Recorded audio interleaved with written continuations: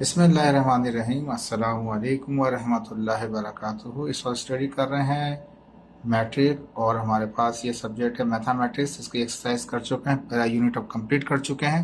इस वक्त हम इसका रिव्यू एक्सरसाइज कर रहे हैं 17, यानी कि हम एमसीक्यूज करेंगे आज। और ये एमसीक्यूज इसके जो हैं 1 से लेके तकरीबन आपके पास ये 20 तक हैं। ठीक है, 20 तक आपके पास एमसीक्यूज हैं। इनको सॉल्व करेंगे, इनको समझाएंगे, आपको आपको समझना होगा और थोड़ी प्रैक्टिस करनी होगी, बाद में ये इजी हो जाएगा आपके लिए। ठीक है, कहता है चूज द करेक्ट आंसर, जो सही आंसर है उसको आप चूज कर लीजिए। Which one is subset of natural number. N किसको जाहिर करता है? नेचुरल नंबर को जाहिर करता है। कहता है एन का सबसेट कौन सा है? इनमें से एक जेड है, इंटीजर है, एक रेशनल है हमारे पास, एक हमारे पास इवन नंबर है, एक प्राइम नंबर है। ये चार ऑप्शन दे रहा है आपके पास। इन चार ऑप्शनों में से कौन सा सेट ऐसा है जो नेचुरल नंबर का सबसेट बन सकता है? हम जानते हैं इंटीजर, तो इंटीजर हम जानते हैं ये प्लस में भी होते हैं और ये माइनस में भी होते हैं। अब इन चारों सेटों को थोड़ा मैंने डिफाइन किया हुआ है अलग से, मैं इसको दिखाता हूँ आपको पीडीएफ में। ठीक है, ये वही सवाल है लेकिन यहाँ पे मैंने सॉल्व करके दिखा रखा है। नेचुरल नंबर जो होते हैं 1 से स्टार्ट होते हैं, याद रख लीजिएगा, 1 2 3 सीक्वेंस में बढ़ते रहते हैं। इवन नंबर जो होते हैं वो 0 भी शामिल होता है, ये प्लस में भी होते हैं और निगेटिव में भी होते हैं। 2 4 6 इस तरह से बढ़ते जाते हैं, प्लस में भी माइनस में भी। ठीक है, प्राइम नंबर 2 3 5 7 सो ऑन चलता रहता है हमारे पास। ठीक है, प्लस में ही होगा, माइनस में नहीं होगा। ये प्लस में भी होंगे, माइनस में भी होंगे। इंटीजर ये प्लस में भी होंगे, ये माइनस में भी होंगे। और रेशनल नंबर ये तो पॉइंट में भी होंगे। ठीक है, तो अब ये कहता है कि कौन सा करेक्ट आंसर है। वापस चलते हैं, याद रख लीजिएगा, ये वाला सेट, ये वाला सेट, ये दो तो प्लस माइनस में, यानी माइनस में भी हैं। नेचुरल नंबर जो होते हैं वो माइनस में नहीं होते, ये याद रख लीजिएगा, वो प्लस में ही होते हैं। ठीक है, तो ये तो दोनों कैंसिल हो गए। इवन और ये इंटीजर तो नहीं आ सकते क्योंकि ये निगेटिव में भी होते हैं। निगेटिव ये इवन नंबर इसका सबसेट नहीं बन सकता, इंटीजर इसका सबसेट नहीं बन सकता।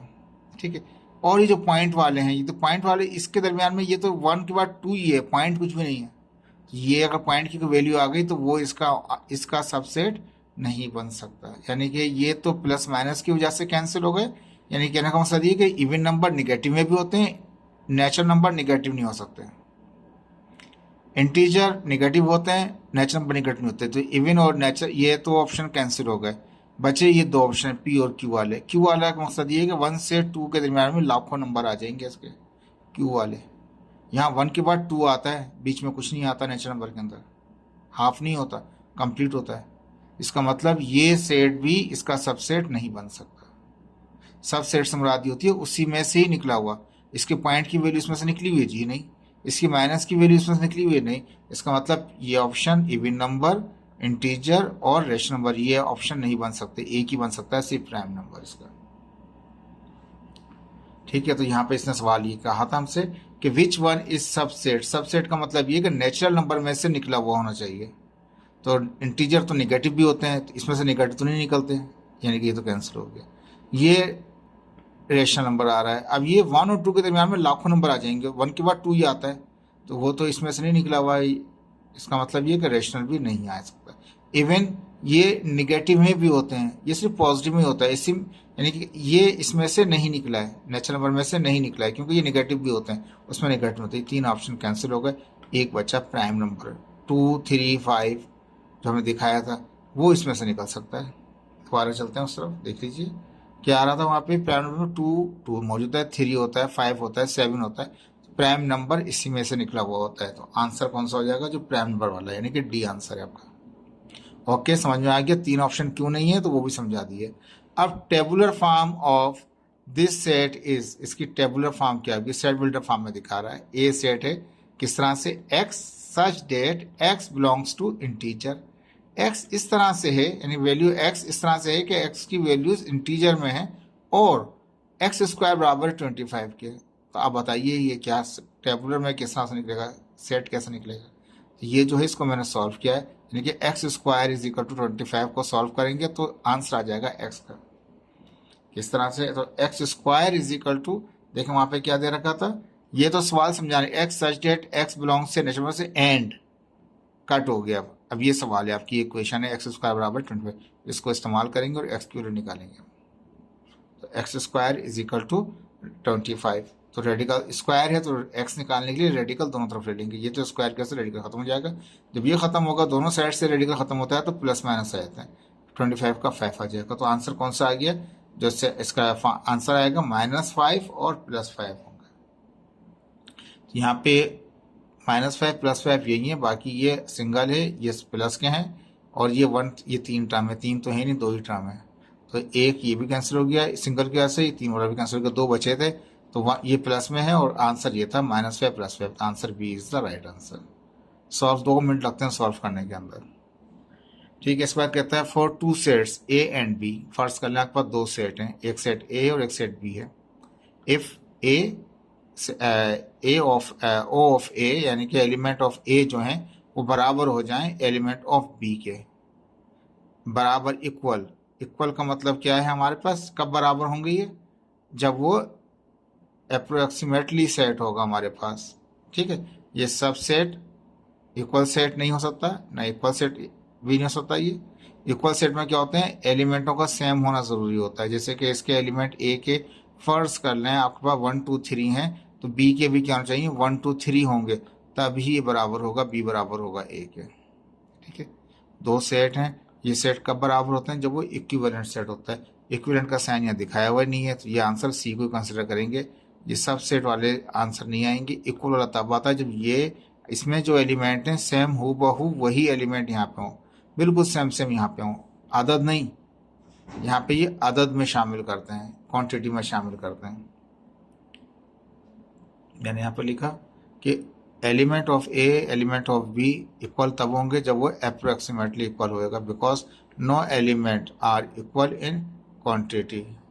ठीक है, तो क्वांटिटी क्या कहता है, बिकॉज नहीं है, number of elements are equal in quantity. अगर यहाँ पे 10 एलिमेंट हैं तो यहाँ पे भी 10 हो सकते हैं। ये 1 2 के हो सकते हैं तो ये ABCD के हो सकते हैं।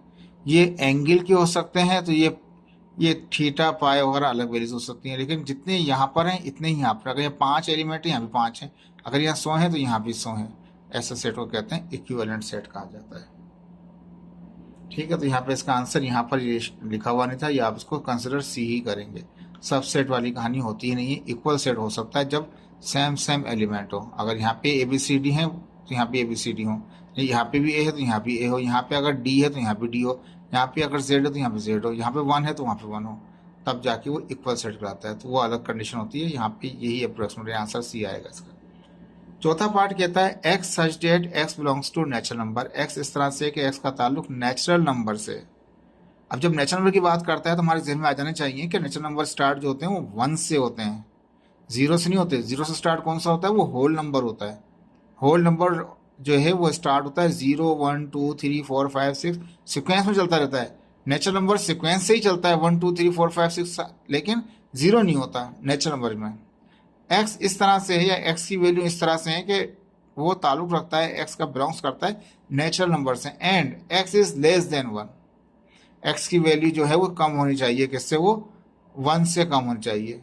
इक्वल का साइन भी लगाया कि 1 को शामिल कर लेते, तो 1 से छोटा कब होगा, तो नेचुरल नंबर तो 1 से छोटा होता नहीं है।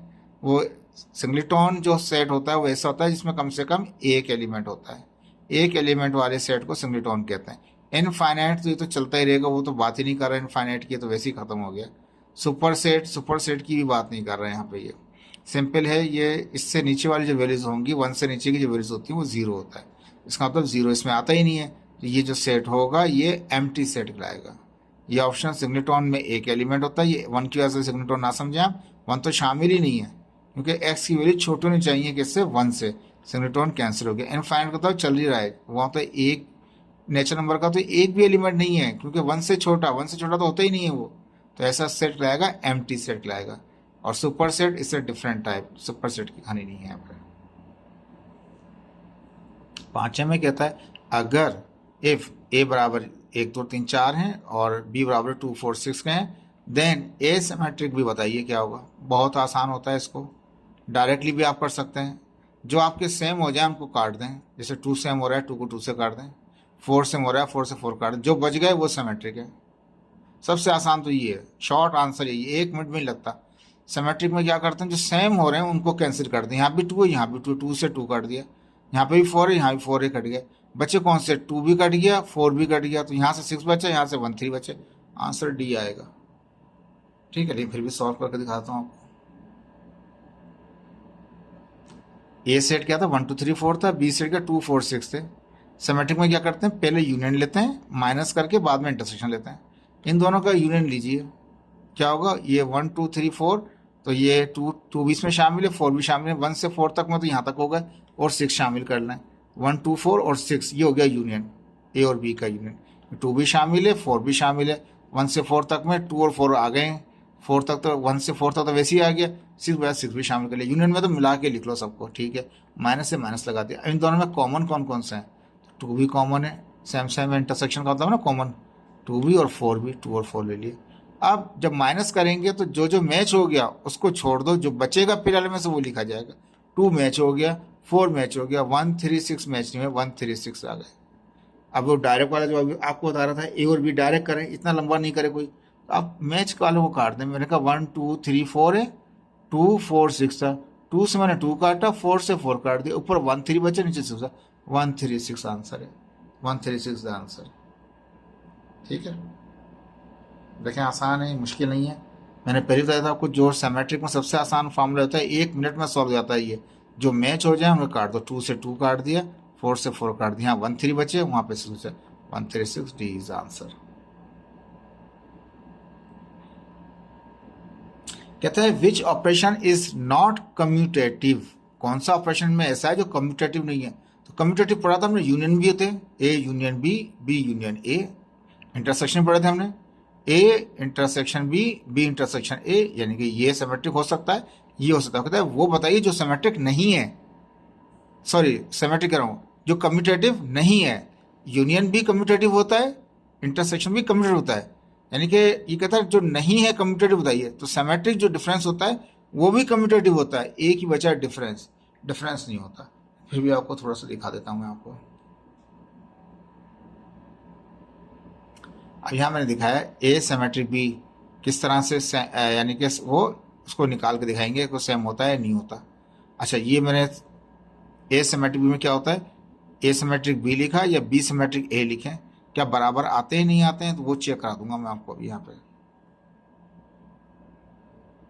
ठीक है जी, तो यहाँ पे चेक कर रहे हैं हम, यहाँ पे ए सिमेट्रिक बी और बी सिमेट्रिक ए। कम्यूटेटिव प्रॉपर्टी ये होती है, ऑर्डर चेंज कर देते हैं उसका, पहले जो आ रहा था बाद में आ गया, जब बाद में आ रहा था पहले आ जाएगा। यूनियन लेते हैं, बाद में माइनस करके इंटरसेक्शन लेते हैं, यूनियन लेते हैं, बाद में माइनस करके इंटरसेक्शन लेते हैं। ए का यूनियन करो बी, ठीक है, तो जो भी ए यूनियन बी करो या बी यूनियन ए करो, बात तो एक ही रहेगी। माइनस है तो माइनस है, ए और बी में कॉमन निकालो या बी में ए में कॉमन निकालो, तो बात वही है, बिल्कुल सेम टू सेम है। यानी कि ये तो कम्यूटेटिव बन सकता है, A union B, B union A, ये भी यूनियन का बनता है, A intersection B, B intersection. देखिए ये तीनों सिमेट्रिक भी कम्यूटेटिव फॉलो करता है, यूनियन भी फॉलो करता है, इंटरसेक्शन फॉलो करता है, लेकिन डिफरेंस नहीं करेगा। ए में से अगर बी निकाल देंगे तो वो एलिमेंट बचेंगे जो सिर्फ ए के होंगे, और बी में से ए निकालेंगे तो वो एलिमेंट जो बी के होंगे, और जो बी वाले हैं वो अलग होंगे और ए वाले अलग होंगे। ये पॉसिबल नहीं है, डिफरेंस जो है वो पॉसिबल नहीं है। तो कहता है कि which operation is not commutative, तो वो डिफरेंस था, डिफरेंस में कम्यूटेटिव लॉ नहीं होता अप्लाई। आंसर गलत आ जाएगा, सिमेट्रिक में सेम आ जाएगा, यूनियन में सेम आ जाएगा, इंटरसेक्शन में सेम आ जाएगा। अभी दिखाया ना, ए में से बी माइनस करें, बी में से माइनस करें, बराबर नहीं होता। ठीक है, इसके बाद आता है question number 7, x such that x belongs to P, कोई सा भी सेट समझ लें, and x belongs to Q. कहता है एक्स ऐसा सेट है जिसमें एक्स का ताल्लुक पी से भी है और एक्स का ताल्लुक क्यू से भी, यानी कि एक्स एक ऐसा सेट बनाए जिसमें पी भी हो और क्यू भी हो। तो जो दोनों को मिलाना है तो वो यूनियन कहलाता है आपके पास, पी यूनियन क्यू। सिंपल सा, आसान है, इसको सोचने की जरूरत ही नहीं है। इंटरसेक्शन में तो वो आएंगे जो कॉमन होंगे, वो तो कह रहा है एक्स एक ऐसा सेट है जिसमें पी भी शामिल है और क्यू भी शामिल है, यानी एक्स बिलोंग से पी से, तो पी के एलिमेंट भी हैं और क्यू के भी हैं। इंटरसेक्शन में तो कॉमन वाले आते हैं, दोनों कंबाइन नहीं होते। सारे पी, इसमें कहते हैं सारे एलिमेंट, सारे पी के एलिमेंट भी शामिल हैं और क्यू के भी शामिल हैं, वो यूनियन बन सकता है आपके पास।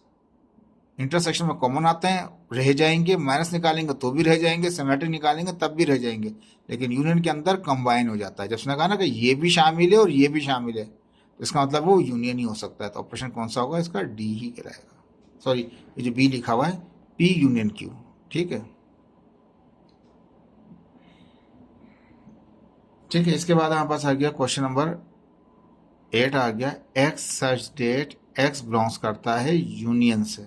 एक्स में तमाम वो एलिमेंट हैं जो यूनियन के हैं।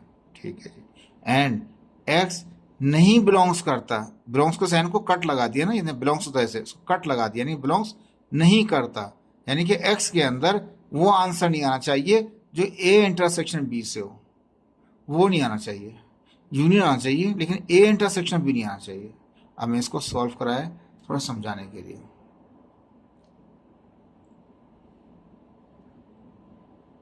उसने कहा था कि x बिलोंग्स करता है किससे? हमारे पास a, ये x नहीं है, ये क्रॉस का लगा दिया मैंने कि मैच नहीं कर रहा, तो वो आंसर के लिए लगाया मैंने, क्रॉस लगाया, ये राइट लगाया। x बिलोंग्स करता है, x बिलोंग्स सॉरी नहीं करता a इंटरसेक्शन b से, यानी कि b का इंटरसेक्शन a के साथ करेंगे तो वो जो एलिमेंट आएंगे वो x में नहीं होंगे, x के सेट में नहीं होंगे। अगर हम यूनियन में से पहला ऑप्शन जो उसका क्या दे रखा था यहाँ पे, सॉरी ये रहा एक, अच्छा ये बिल्कुल सेम, ए में क्या किया, बिल्कुल सेम टू सेम दे दिया, ए इंटरसेक्शन बी। तो यहाँ कहा कि ऐसा सेट होना चाहिए जिसमें ए इंटरसेक्शन बी, वो तो पहले ही मना कर रहा है। बेवकूफ़ आदमी को ऐसे कुछ और कर लेता, इसको यूनियन कर लेता, कोई और कर लेता, लेकिन इंटरसेक्शन लगा दिया। तो ये तो बिल्कुल सेम सेम हो गया, तो मना ही कर रहा है वो, यहाँ पे सवाल ही मना कर रहा है, कह रहा है कि एक्स का ऐसा सेट होना चाहिए जिसमें यूनियन तो हो और ऐसे एलिमेंट हो एक्स के जो इंटरसेक्शन करके ना आए। तो ये तो इंटरसेक्शन ही आ रहा है, ये तो पहले ही कट हो गया। ठीक है, बी वाले को चेक कर रहे हैं, ए यूनियन बी कॉम्प्लीमेंट। ठीक है, ए यूनियन बी कॉम्प्लीमेंट, तो मैंने ए यूनियन बी कॉम्प्लीमेंट।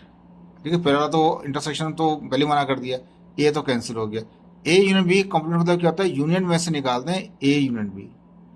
अब ए और बी को कंबाइन कर लिया, ठीक है, कंबाइन कर लिया और माइनस कर दिया यूनियन में से। वो ये वही कह रहा है, वो कह रहा है यूनियन में से वो निकाल दो जो इंटरसेक्शन वाले हैं। कौन से निकाल दो? वो मैच नहीं होना चाहिए। तो यूनियन जब ये तो कॉमन, इसमें जब इंटरसेक्शन लेंगे तो वो तो कॉमन हो जाएंगे, तो कॉमन तो खुद ही शामिल हो जाएगा इसमें, वो चाहिए ही नहीं, तो इसलिए ये नहीं आ सकता। दोबारा बताता हूँ आपको बात, सवाल का मतलब ये है, दोबारा सवाल पे आते हैं। कहता है ऐसा सेट बनाएं जिसमें यूनिवर्सल के एलिमेंट तो हों लेकिन ए और बी के जो कॉमन एलिमेंट हैं वो नहीं होने चाहिए। कॉमन का मतलब ये कि यूनियन भी करेंगे तब भी आ जाएंगे वो तो यहाँ यूनियन जब कर रहे हैं तो वो तो आ ही जाएंगे उसके अंदर, और जब माइनस करेंगे तो फिर वो निकलेंगे ए यूनियन बी वाले। वो कह रहे थे सिर्फ इंटरसेक्शन वाले निकालो, यहाँ तो सारे आ जाएंगे ए और बी के, सारे माइनस हो जाएंगे। तो इसमें से यूनिवर्सल में से ए यूनियन वाले निकालेंगे तो सारे ही ए और बी दोनों के दोनों ही फारिग हो जाएंगे। उसने कहा था, उसने ये मना नहीं किया था कि ए यूनियन बी नहीं हो, उसने कहा था कि ए इंटरसेक्शन बी नहीं, कॉमन नहीं हो कोई उनके, तो इनमें कॉमन भी तो होंगे, वो भी आउट हो जाएंगे। तो ये आंसर नहीं हो सकता आपका। तो इसका सी आंसर क्या कहता है? A intersection B complement. कहता है यूनियन में से वो निकाल दें जो उनके कॉमन थे। तो यही शर्त थी उसकी कि वो नहीं होंगे जो कॉमन होंगे, जो कॉमन फ्रेंड है वो नहीं आएंगे। अभी दूसरे तरीके से इसको समझते हैं। कहता है एक ऐसा सेट हो, एक ऐसी पार्टी हो जिसमें एक यूनिवर्सल पार्टी के लोग हों लेकिन ए और बी के जो कॉमन फ्रेंड हैं, जो इनके कॉमन फ्रेंड हैं वो नहीं आए। इनके डिफरेंट वाले तो आ सकते हैं लेकिन इनके कॉमन वाले नहीं आ सकते। वो यही रूल है सी वाला, जिसमें क्या है कि जो कॉमन है वही निकाल दो। अब देखो यही क्या नाम है, इसका कॉम्प्लीमेंट निकाला इसका एंड से का, जो कॉमन वाले थे यूनिवर्सल की पार्टी में से वो आउट कर दो, ये आंसर है। वो नहीं आने चाहिए थे, यही बनता है। यहाँ पे क्या है, ए कॉम्प्लीमेंट इंटरेस्ट डी वाले में ए कॉम्प्लीमेंट, ये यहाँ दिखा दूँ आपको, कहीं कंफ्यूज हो जाएंगे। A complement intersection B complement, इसको दिखाया, ये तो बिल्कुल सेम सेम था इसलिए कैंसिल हो गया। यूनियन वाले में से क्या मिला लिए तो कुछ कॉमन वाले भी जो अनकॉमन थे वो भी निकल जाएंगे माइनस होने पे। यहाँ पे सिर्फ सही निकलेंगे क्योंकि जो जो कॉमन वाले थे वो आउट हो जाएंगे, जो अनकॉमन थे वो आ जाएंगे इसकी पार्टी में। अब इसमें किस तरह होता है, A complement intersection B complement, वो ये रहा। ए कॉम्प्लीमेंट का मतलब क्या है, यूनिवर्सल माइनस ए, और इंटरसेक्शन इंटरसेक्शन रह दिया। फिर क्या है, B complement universal minus B, यानी कि इसमें क्या होगा, जब यूनिवर्सल में से ए निकाल देंगे तो वो भी चले जाएंगे, जो अनकॉमन थे वो भी आउट हो जाएंगे। और यहाँ पे यूनिवर्स में से बी निकाल देंगे तो कुछ ऐसे होंगे जो अनकॉमन होंगे ए बी के, वो भी आउट हो जाएंगे। तो इसलिए ये आंसर नहीं बन सकता। तो आंसर एक ही बनेगा, जिसमें उसने कहा था कि मुझे ऐसा सेट चाहिए जिसके अंदर यूनिवर्सल एलिमेंट तो हो लेकिन जो ए और बी के कॉमन है वो नहीं हो। तो वो सी ही बन सकता है आंसर। ए बी वालों को जो कॉमन थे उनको निकाल दो यूनिवर्सल में से, तो वो पार्टी बन जाएगी, वो सेट बन जाएगा। आपका आंसर सी है। लेकिन इससे मैं ज़्यादा आसान और कर नहीं सकता इसको, ठीक है। For any two non empty set A and B, कोई से भी दो सेट हैं ए बी लेकिन नॉन एम्प्टी हैं, ठीक है, कुछ है उसमें। इफ ए को यूनियन करें, यानी जीरो नहीं है, कुछ है, कोई एलिमेंट है, कोई भी वाट एवर इफ, ठीक है। तो कोई ए बी कोई दो सेट हैं, ये समझ लीजिए। अगर ए को यूनियन करें बी के साथ तो यूनिवर्सल आ जाए, और ए को इंटरसेक्शन करें बी के साथ तो वो नल एलिमेंट आ जाए। इंटरसेक्शन करने पे नल आ जाए, यूनियन मिलाने पे यूनियन बन जाए। Then A and B are called cell, overlapping, equal set और नन। देखें ये जो पूरी पूरी प्रॉपर्टी है ना, ये फॉलो कर रही होती है सेल को। क्वेश्चन नंबर 9 है हमारे पास, मैंने यहाँ लिख दिया। सेल में और ओवरलैप सेट में क्या फर्क है? सेल में क्या होता है, जब यूनियन का जो ए और बी को कंबाइन करें, दो एलिमेंट दो सेटों को कंबाइन करें, यूनियन करें तो यूनिवर्सल बन जाए, और जब उनको इंटरसेक्शन करें तो खाली सेट बन जाए। यानी कॉमन ही नहीं हो उसमें कुछ, उनमें कोई कॉमन भी नहीं हो, लेकिन जब दोनों को मिलाएं तो यूनिवर्सल बन जाए। ये सेल की प्रॉपर्टी है, ठीक है। अब वहां पे क्या दे रखा था, वहां पे यही दे रखा था कि यूनियन करें तो यूनियन आ जाए, ए और बी का यूनियन करें तो यूनियन आ जाए, इंटरसेक्शन करें तो खाली सेट आ जाए। तो ये सेल की डेफिनेशन है। ओवरलैप वाली क्या है वो बताता हूँ आपको। ओवरलैपिंग सेट में क्या होता है, A intersection B not equal to 5। वहां तो इक्वल है सारे, दोनों ही ऑप्शन इक्वल थे। यहाँ पे सबसेट है, वहां सबसेट तो नहीं है। ओवरलैप में तो सबसेट आता है और नॉट इक्वल आता है, तो ना तो यहाँ पे सबसेट आ रहा है और ना ही नॉट इक्वल आ रहा है। तो ओवरलैप बनने से रहा इक्वल सेट। तो ये इक्वल सेट की डेफिनेशन नहीं है। इक्वल होते तो इंटरसेक्शन करने पे कुछ एक ही सेट आया था, ए लिख देते बी लिख देते, तो इक्वल तो थे ही नहीं वो। इक्वल में तो एलिमेंट भी सेम होते हैं। पहले सवाल किया था ना शुरू के अंदर, ठीक है, इक्विवेलेंट सेट वाला क्या था, इक्विवेलेंट तो हो सकते हैं लेकिन इक्वल नहीं हो सकते। तो ये ऑप्शन गलत हो गया, ये भी नहीं है। ओवरलैप वाले के अंदर हमने देखा कि वो नॉट इक्वल भी आता है और सबसेट भी आता है। तो सबसेट भी नहीं है, नॉट इक्वल भी नहीं है, तो ओवरलैप भी कट हो गया, ये भी कट, नॉन है ही नहीं। सेल की प्रॉपर्टी है ए और बी को मिलाएं तो यूनियन बन जाए, और इंटरसेक्शन करें तो खाली सेट बन जाए, ठीक है जी। इसके बाद आता है question number 10, A complement, whole complement, whole complement. कितने कॉम्प्लीमेंट है, 3 कॉम्प्लीमेंट है। तो आंसर क्या निकलेगा इनमें से? तो ऐसा सोचते रहेंगे, परेशान हो जाएंगे, सोल्व भी कर लेते हैं इसको। मैंने यहाँ 2 मिनट में सॉल्व किया। 3 कॉम्प्लीमेंट हैं। पहला कॉम्प्लीमेंट खत्म किया तो क्या होगा, यूनिवर्सल माइनस ए। दूसरा कॉम्प्लीमेंट बाहर है, तीसरा कॉम्प्लीमेंट ऊपर है। 2 बज गया, 3 थे, 1 2 3, 2 रहे, अंदर वाला कॉम्प्लीमेंट खत्म, यूनिवर्सल माइनस ए, ठीक है। अब ये जो ऊपर वाला, इसके अंदर वाला जो बीच में ना, ये तो अब अंदर तो कोई भी नहीं है, एक बचा, ये दूसरे नंबर का, तीसरा वो है। अभी दूसरे वाले कॉम्प्लीमेंट को खत्म करना चाहता हूँ, ये वाले कॉम्प्लीमेंट को, ठीक है। तो क्या करूँगा, यूनिवर्सल में से माइनस कर दो नीचे वाला सेट, अंदर वाला सेट, यूनिवर्सल में से माइनस कर दो अंदर वाला सेट। तो अभी ये ब्रैकेट लगा दिया, बाहर का एक कॉम्प्लीमेंट रह गया, मैंने इसको सॉल्व कर लिया। यू अपनी जगह, minus plus minus you, minus minus plus A, minus A plus A cancel हो गया, क्या बचा, ए बचा। ये कॉम्प्लीमेंट किस पे आ जाएगा, ए कॉम्प्लीमेंट। आंसर क्या आना चाहिए, ए कॉम्प्लीमेंट आना चाहिए। तो आंसर ए कॉम्प्लीमेंट कौन सा है, B. B is your answer, ठीक है जी। ऊपर वाले में क्या था, वो ए था, और इस 10 वाले में कौन सा है, ए कॉम्प्लीमेंट है। अब 11वें सवाल में कहता है, अगर ए जो है वो सब सेट है, ए जो है हमारे पास सुपर सेट है किसका, बी का, ठीक है। सबसेट में तो इस तरह बनाते हैं, ये उल्टा किया हुआ तो ये सुपर सेट का आएगा। अगर ए सुपर सेट है बी का, देन ए और बी को मिलाऊं तो क्या बन जाएगा। यानी कि सुपर सेट वो सेट होता है जिसमें से सबसेट निकला हुआ होता है, ठीक है ना। यानी ए में से निकला है बी, बी में से नहीं है, ए बड़ा है और बी छोटा है, तो बड़े वाले में छोटा वाला मिला लें। यानी कि ये फर्ज क्या है, ए सेट 1 से 10 तक था और बी उसके इवन नंबर थे, 2 4 6 8 10 थे। बी किस में से निकले हुए थे, तो ए में से थे। तो अगर बी को मिलाऊंगा ए के साथ तो बी तो नहीं आएगा, ए ही आ जाएगा, जो बड़ा है वो आ जाएगा। आंसर ए आएगा इसका। दोबारा बता देता हूँ आपको समझाने के लिए। ये जो मुंह है ना इसका यू का, जिसकी तरफ हो जाएगा वो बड़ा है, लेकिन ये मुंह अगर लेफ्ट साइड पर आ जाए तो ये कहलाएगा, ए कहलाएगा सुपर सेट किसका, बी का। बी का सुपर सेट है, बी सबसेट है ए का। उल्टा पढ़ेंगे वहां से तो बी सबसेट है ए का, अगर ए से पढ़ेंगे तो ए सुपर सेट है बी का। सुपर सेट का मतलब ये है कि बी उसी में से निकला है, बी निकला है ए में से, ए बाबा है और बी बच्चा है उसका। तो बच्चे वाले एलिमेंट जो होंगे, यानी कि जो इवन है, और ये फर्ज कर लिया ये यूनिवर्सल है 1 से लेकर 10 तक। तो अगर 1 से 10 तक वाले में से और इवन नंबरों को ऐड करें, मिला लें, तो फिर ए ही आ जाएगा। आंसर ए है। नल सेट नहीं हो सकता, यूनिवर्सल भी नहीं हो सकता, और ये बी भी नहीं हो सकता, क्योंकि बी तो खुद निकला हुआ है ए में से, तो ए ही आ जाएगा। ठीक है जी। अब कहता है ये आंसर ए था। ठीक है। इन वेन डायग्राम, जो वेन डायग्राम पढ़ी थी हमने, dash is use to represent universal set. Universal set के लिए हम रेक्टेंगल बनाते थे, उसमें यू लिखते थे रेक्टेंगल, ना ओवल है, ना सर्किल है, ना ऑल है, रेक्टेंगल होता है। ये आंसर है। अब क्वेश्चन नंबर 12, इसको सॉल्व कराने के लिए कहता है कि एक ऑर्डर फिर यहाँ पर है x,3 x,6 बराबर है 2, y -6। तो कहता है x प्लस y करूँ तो क्या है, तो पहले x और y तो मालूम कर लें, तभी सॉल्व करेंगे इस इक्वेशन को। कहता है ये ऑर्डर पेयर, दो ऑर्डर पेयर आपस में बराबर के साइंस हैं, मुझे बता दें जब मैं x और y को जमा करूंगा तो क्या आएगा। 8 आएगा, 10 आएगा, 12 आएगा, 14 आएगा। तो इसका मतलब x और y मालूम करना है।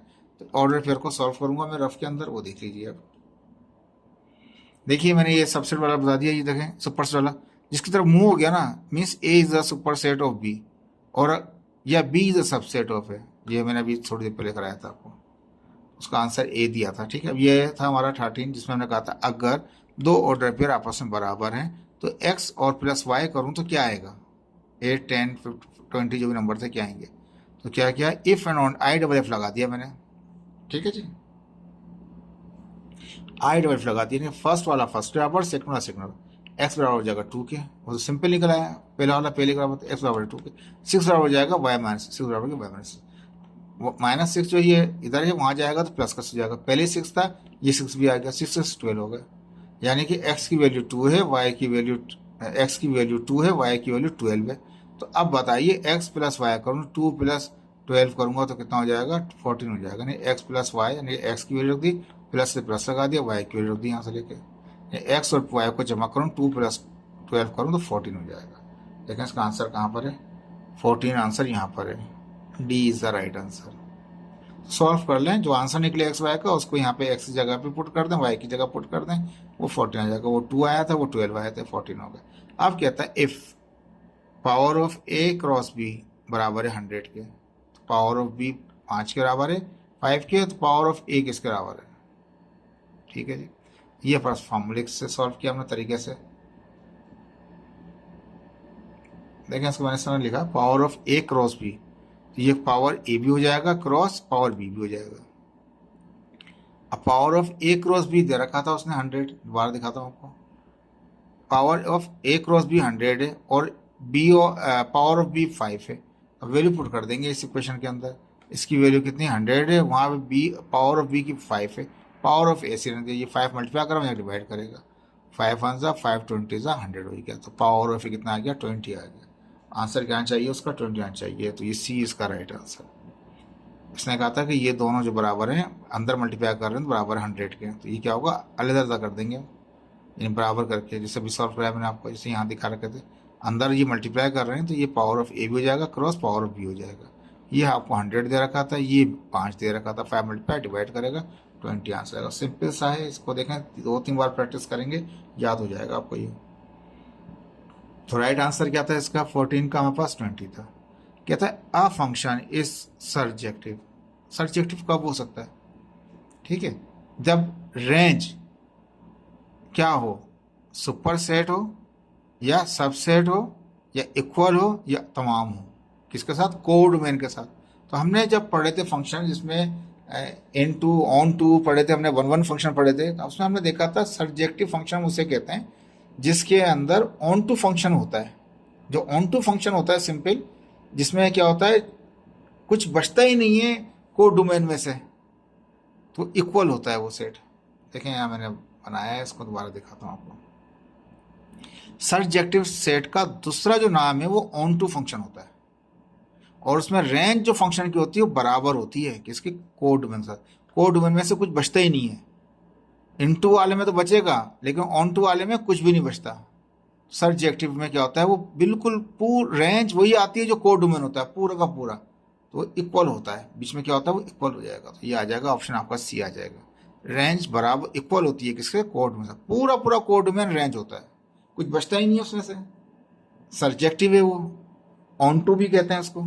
दूसरा कहता है a function is called into function. अब ये इनटू बच्चे घूम जाएंगे, यार इनटू कौन सा है, ये फंक्शन के लिए कराएं। अगर लिख देता आगे इज कॉल्ड इनटू फंक्शन तो वो बहुत अच्छा होता। A function is called into function if range, into में क्या होता है, वो हमारे पास वो सबसेट होता है हमारे पास ऑफ कोड डोमेन। सॉरी सब कह रहा हूँ, प्रॉपर सबसेट होता है। क्या होता है वो, प्रॉपर सबसेट। इनटू फंक्शन में क्या होता है, ये साइन इस तरह से बना होता है, लेकिन प्रॉपर सबसेट लाता है हमारे पास। सुपर तो उस तरफ में हो जाएगा, इस तरफ हो जाएगा प्रॉपर सबसेट। और अगर नीचे लगा दें एक डैश तो लाएगा फिर सबसेट लाएगा हमारे पास। तो इसमें क्या होता है, प्रॉपर सेट होता है। तो आपका आंसर कौन सा हो जाएगा इसका, इनटू वाले का आंसर है प्रॉपर सबसेट। इक्वल तो उसमें होता है, और ये सुपर है, सुपर होता ही नहीं है, दो ही होते हैं, या तो प्रॉपर सबसेट होता है तो इनटू होता है, इक्वल होता है तो वो सर्जेक्टिव होता है। ठीक है जी। इसके बाद 14 में कहता है विच वन इज द फंक्शन। अब चेक करें इसमें फंक्शन कौन सा। सबसे आसान मैंने बताया था, फंक्शन की सबसे बड़ी पहचान ये होती है जो हमारे पास डोमेन होता है उसके दो इमेज नहीं बन सकते, उसके दो इमेज नहीं बन सकते। ये जो एक्स की वैल्यूज होती हैं वो डोमेन होती हैं, जो वाई की वैल्यूज होती हैं वो कोड डोमेन भी कहलाती हैं और रेंज भी कहलाती हैं। अब 2 ने इमेज बनाया 5 के साथ, 2 ने इमेज बनाया 7 के साथ, तो रिपीट हो गए, डोमेन रिपीट हो गए। 2 ने भी 5 के साथ बनाया, 2 ने भी 7 के साथ बनाया, तो डोमेन के 2 दो बना रहा है इमेज, तो ये तो फंक्शन होने से रहा। अब यहाँ पे देखें 6 ने 7 के साथ बनाया, 7 ने 6 के साथ बनाया। एक्स की वैल्यू जो है वो डोमेन है आपकी, 6 7 6 रिपीट हो गए, 6 6। डोमेन रिपीट नहीं होना चाहिए, ये फंक्शन नहीं है। ये देखें 0 6 5, पहला वाला एक्स की वैल्यू 0, एक्स की वैल्यू 6 5, सभी डिफरेंट है, इसका मतलब रिपीट नहीं हुआ। आंसर क्या होगा उसका, सी होगा। मैं फिर भी सॉल्व किया है, आपको दिखा देता हूँ। देखें नोट्स में मेरे पिछले लेक्चरों में आपको इस तरह से समझाई चीज़ें हैं सारी। ये पहला सेट था जिसमें कहा था कि 2 के दो इमेज हैं, एक 5 और एक 7। 3 का 8 था। यहाँ पे 6 के दो इमेज बन रहे थे, एक 7 और एक 8। अभी इसको मैं दिखाता हूँ आपको, इससे समझ नहीं आएगा। 2 के कितना बन रहे हैं, 5 और 7। देखिए पहला ऑप्शन 2 का 5 बन रहा है, 2 का 7 बन रहा है, तो 2 के इमेज एक 5 गया, 2 से एक इमेज 7 गया। तो मैंने यहाँ पे देखा है 2 से एक 5 पे गया 7, ये तो नहीं है। एक डोमेन के दो इमेज नहीं बन सकते, ये फंक्शन नहीं है। यहाँ पे 6 भी 7 से बना रहा है, 6 भी 8 के साथ बना रहा है। दूसरा ऑप्शन दिखाते हैं, 6 भी 7 से बना रहा है, 6 भी 8 के साथ बना रहा है। एक्स वैल्यू रिपीट हो रही है, एंड एक्स में डोमेन 6 7 के साथ बना रहा है और 6 8 के साथ बना रहा है। 6 का इमेज 7 में, 6 का इमेज 8 भी है। देखिए 6 का इमेज 7 भी है, 6 का इमेज 8 भी है। रिपीट हो गए, यानी कि रिपीट का मतलब एक डोमेन के दो रेंज बन गए, ये फंक्शन नहीं है। अब यहाँ पे तीसरे में क्या था, 0 का 5 था, 5 का 6 था, 6 का 0 था। सबका अलग अलग है, और एक के दो दो नहीं है, एक के दो दो इमेज नहीं है। It is a function. ठीक है। कहता है विच one is always bijective. Bijective जो है ये वो होता है जिसमें 1 1 भी बन रहा होता है और ऑन टू भी बन रहा होता है। तो यहाँ ऑन टू अलग दिखा है, तो अलग नहीं बनता, उसमें ऑन टू और 1 1 साथ मिलके बनते हैं, वो कहलाता है 1 1 क्रॉसपॉन्डेंस कहलाता है। इन टू में तो बाइजेक्टिव होता नहीं है, वो इंजेक्टिव होता है। इन टू क्या होता है, वो तो इंजेक्टिव होता है, इसलिए ऑन टू वाला ऑप्शन सी तो वैसे ही कट गया, क्योंकि वो बाइजेक्टिव था, वो तो इंजेक्टिव होता है। अब बाइजेक्टिव में ऑन टू भी होता है और 1 1 भी होता है, दोनों मिलके होते हैं। अगर यहाँ लिखा ऑप्शन होता है ए, आंसर ए एंड बी, तो हम ए इसको सिलेक्ट करते हैं, लेकिन यहाँ पे अलग अलग है, तो ऑन टू ही नहीं बनता और ना ही खाली 1 1 बनता है, दोनों कंबाइन होके बनते हैं। जो बाइजेक्टिव कहलाता है वो कहलाता है 1 1 क्रॉसपॉन्डेंस। Answer is D. ठीक है भाई। अच्छे बोलेंगे भाई बाइजेक्टिव है, बाइजेक्टिव में ऑन टू बनता है, 1 1 बनता है, आप दोनों को टिक लगा देते, दोनों नहीं लगेंगे टिक, 1 1 क्रॉसपॉन्डेंस में दोनों ही शामिल हो जाते हैं। ठीक है जी, ये हो गए 14, अब आ गए 5, सॉरी ये हो गए हमारे पास 18 हो गए, अब आ गए हम 19 के ऊपर। इफ फंक्शन नेचुरल नंबर कहाँ जा रहा है, ये नेचुरल नंबर मीन्स मैंने पहले बताया था ना ए टू बी, यानी कि जो पहले आ रहा है वो डोमेन है, और जहाँ जा रहा है वो आपका को डोमेन है। ठीक है जी। अब डोमेन क्या है आपका, वो डोमेन वो होता है जो वैल्यूज को अंदर रखते हैं, ये डोमेन होते हैं। और ये जो क्या बनते हैं, ये आपके रेंज बन जाते हैं, या ये आपके को डोमेन भी हो सकते हैं। ठीक है। तो नेचुरल नंबर जो है वो डोमेन है। विच वन इज नॉट पॉसिबल, इनमें से कौन सा ऐसा फंक्शन है जो पॉसिबल नहीं है। इनमें से एक ही फंक्शन है ये वाला जो पॉसिबल नहीं है। क्यों? क्योंकि नेचुरल नंबर जो है ना वो डोमेन है, जो अंदर रखे हैं ना हमने, जैसे 5 रखा है, -2 रखा है, 7 रखा है, जो अंदर फंक्शन के जो अंदर रखते हैं, जो यानी कि इनपुट होता है हमारा, उसी से हमारा आउटपुट निकलता है। ठीक है। तो वो डोमेन कहलाते हैं, जो अंदर वाले होते हैं वो नेचुरल नंबर हैं। यहाँ एन है, वो सारे एन होने चाहिए। तो ये पॉजिटिव है, एन में पॉजिटिव होता है, एन में निगेटिव नहीं होता। अभी थोड़ी देर पहले सवाल कराया था आपको, नेचुरल नंबर में कोई निगेटिव नहीं होता। तो ये वो ऑपरेशन है जो नॉट पॉसिबल है, ये गलत है। माइनस वाला हो ही नहीं सकता, नेचुरल नंबर में माइनस आता ही नहीं। 5 आता है, 9 आता है, 7 आता है, लेकिन -2 नहीं आता नेचुरल नंबर में। ये ऑपरेशन नॉट पॉसिबल है। ठीक है। इसके बाद लास्ट कहता है विच वन इज कम्यूटेटिव, कौन सा ऐसा है जो कम्यूटेटिव है। यूनियन भी कम्यूटेटिव होता है हमारे पास। सबसे आसान तो यूनियन देख लिया हमने। डिफरेंस अभी थोड़ी देर पहले क्या था, वो तो कम्यूटेटिव होता ही नहीं है भाई साहब, कुछ और आता है। कार्टेशियन प्रोडक्ट वो मल्टीप्लाई हो जाती हैं, और वो अगर ए को बी से मल्टीप्लाई करें, बी को ए से करें, कभी बराबर नहीं होते। कार्टेशियन क्रॉस होता है ना, A cross B is never equal to B cross A, क्योंकि जो एक्स है वो वाई बन जाएगा, जो वाई है वो एक्स बन जाएगा। ये भी नहीं होगा, डिफरेंस माइनस हो जाएगा, बचेगा ही नहीं। ये दो ऑप्शन बिल्कुल नहीं, नन तो है ही नहीं, यूनियन है। कम्यूटेटिव का पता है, यूनियन होता है। कम्यूटेटिव इंटरसेक्शन में भी होता है, सिमेट्रिक में भी होता है। थोड़ी देर पहले भी आपका सॉल्व कराया हमने। देखें आपका लेक्चर थोड़ा सा हमने बढ़ा दिया ये। ठीक है। ये 1-1 था उसका क्रॉसपोंड आंसर। नेचुरल नंबर में मैंने कहा था no negative in natural set, और लास्ट का आंसर यूनियन था। देखें यहाँ पे की भी दे दी मैंने पूरी आपको, किसके आंसर क्या है। जैसे पहले का आंसर डी था, पी था, यानी कि प्राइम नंबर थे। दूसरे का आंसर बी था, जो -5 +5 थे। तीसरे का आंसर सी था, ए क्रॉसपोंड ए जो था इक्विवेलेंट था बी के साथ, इक्वल नहीं था, इक्विवेलेंट था। सी वाला था, चौथे का सी था, जो एम्प्टी सेट निकला था हमारे पास। ये 5 में सिमेट्रिक थे, जिसमें 1, 3, 6 निकले थे, जो कैंसिल हो गए, जो बच्चे वो लिख दिए सिमेट्रिक में। और छठे में जो हमारे पास कम्यूटेटिव ऑबे नहीं करता, वो डिफरेंस में नहीं करता। छठे का बी था, जो ए और क्यू को कंबाइन करने का कह रहा था, तो वो यूनियन में कंबाइन हो जाते हैं। सी में कौन सा था, वो डिफरेंस वाला था, जिसमें क्या कहते हैं इंटरसेक्शन वाला नहीं आना चाहिए, तो इंटरसेक्शन को ही निकाल दें यूनिवर्सल में से, वही आंसर आएगा, सी था आंसर उसका। और ये ए जो था वो सेल था क्वेश्चन नंबर 9 के अंदर, जिसमें कहा था कि अगर यूनियन करें तो वो इस तरह से आ जाए, और अगर इंटरसेक्शन करें तो नल सेट आए।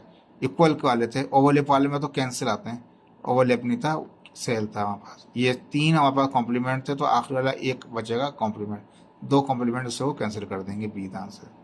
फिर यहाँ पे ए जो था वो सुपर सेट था बी का, तो बी को यूनियन करें ए के साथ तो सुपर सेट ही आ जाएगा, ए ही आ जाएगा।